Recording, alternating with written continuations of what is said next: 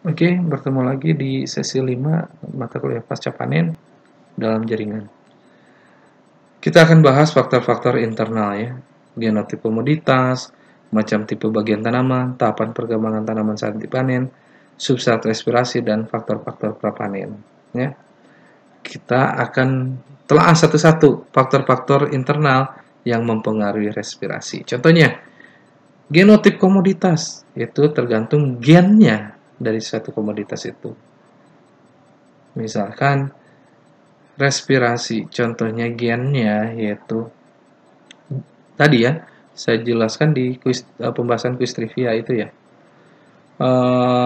Gennya, contohnya jeruk limau dan jeruk poncam. Dua-duanya jeruk ya, tetapi beda varietasnya. Yang satu limau dan yang satu poncam.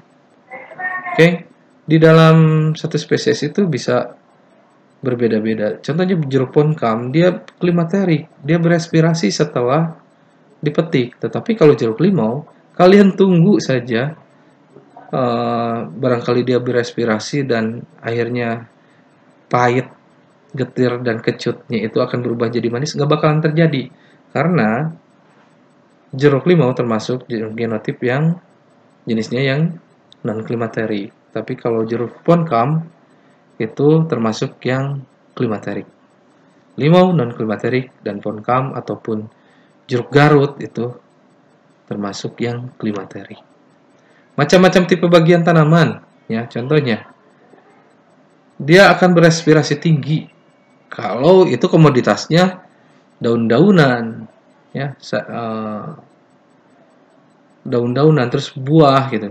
Tapi kalau jenis umbi-umbian, contohnya organ yang kentang ya, itu laju respirasinya yang sangat rendah karena dia tidak biasa untuk berespirasi tinggi karena dia hidup di dalam tanah. Kalau brokoli dia akan berespirasi sangat tinggi sehingga laju respirasinya tinggi sehingga akan cepat mudah rusak.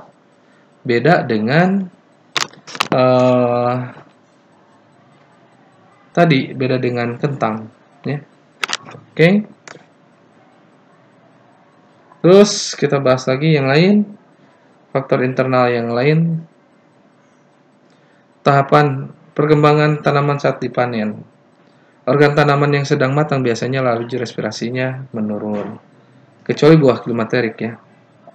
Terus mengalami peningkatan respirasi dan produksi etilen selama tahap klimakterik. Peningkatan respirasi dapat lebih tinggi daripada respirasi pada jaringan yang belum masak. Itu.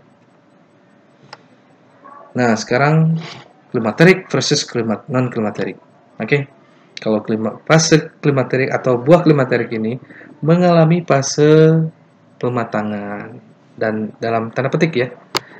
Berarti mengalami fase pelunakan, lebih manis, keasamannya berkurang, dan peningkatan respirasi etilen sangat tinggi. Buah klimakterik menunjukkan peningkatan CO2 dan laju etilen yang menjelang pematangan. Kalau non-klimakterik, tidak ada fase pematangan, tapi dalam tanda petik. Ya. Maksudnya apa dalam tanda petik? Semuanya matang, bisa matang. Buah mangga bisa matang di dalam inangnya. Bisa. Tetapi dia bisa matang juga keluar dari atau putus dari inangnya. Tapi kalau buah klimakterik, dia hanya matang di pohon saja. Ketika kalau udah dicabut atau diputuskan atau dipanen di inangnya, dia tidak akan berespirasi sehingga tidak ada fase pematangan. Gitu maksudnya. Buah klimakterik tidak ada perubahan CO2 dan etilen selama pematangan. Nah, ini fase klimakterik. Praklimakterik itu nomor 1, nomor 2 adalah klimakterik, peningkatan klimakterik, puncak klimakterik 3, dan pasca klimakterik nomor 4. Jadi bagus-bagusnya memakan buah itu pada fase 3. Ya, pada fase 3. Oke, dilanjut. Nah, ini adalah contoh buah klimakterik dan non-klimakterik ya. Ada apel, alpukat, pisang, sukun, dan lain-lain sebagainya, itu buah klimakterik. Blueberry, kakao, cherry, timun, anggur, dan lain sebagainya yang ada di posisi kanan itu buah yang non-klimakterik. Jadi kalian akan nunggu matang, nunggu manis, jeruk limau nggak bakalan, ya, nggak bakalan kejadian. Nah, inilah grafik respirasi dan etilen, ya, laju respirasi dan produksi etilen. Di sini kita lihat, laju respirasinya tinggi, dia akan mengeluarkan karbon dioksida, ya. Kita membahas pengeluarannya saja. Karbon dioksida tinggi, maka laju respirasinya tinggi, ya. Dan etilen pun tinggi pula. Tetapi yang non klimaterik, CO2-nya relatif apa ya namanya? Standar, ya, relatif moderat. Dan etilennya sangat rendah sekali. Ada tapi sangat rendah. Oke.